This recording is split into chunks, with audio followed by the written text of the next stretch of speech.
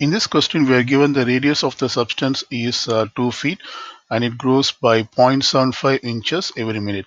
And we have to answer these questions R of t, which basically represents the radius as a linear function, and A of t, which represents the area of the circular substance. And finally, we have to calculate the area after half an hour for the circular substance. So let's answer each parts. The first part is we have to determine the linear function for R of t.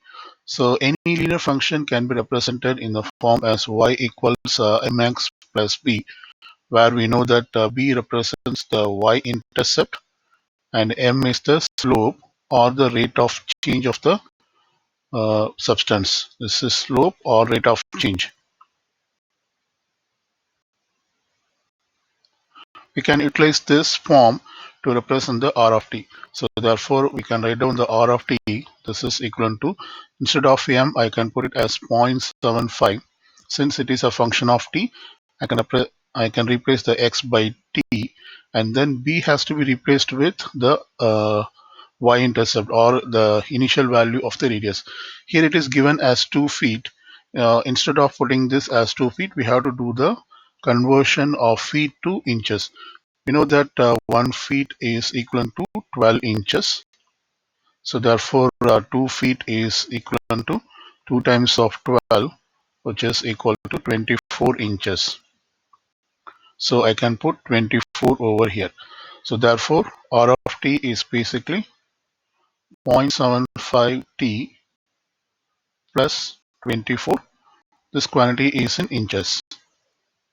So this is the function which represents the radius. So we have answered the part A.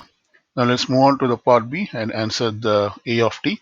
We know the area of the circular substance, which is area is given in terms of the formula or formula as pi r square. Now I can replace this r as r of t quantity square. So therefore this becomes A of t. So A of t is equal to, we just have to replace the R of t, which we have found in part A, which is 0.75 t plus 24 quantity square.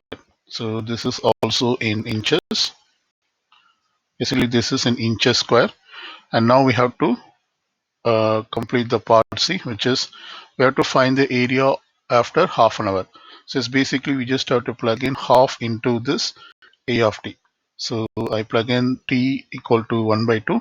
So therefore this becomes pi times of 0.75. In place of t, I'm replacing half plus 24 all quantity square, and area is in inches square.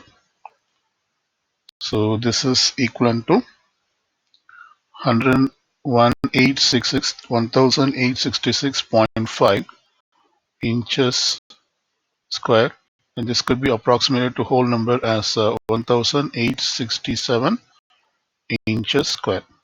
So this is the area after half an hour.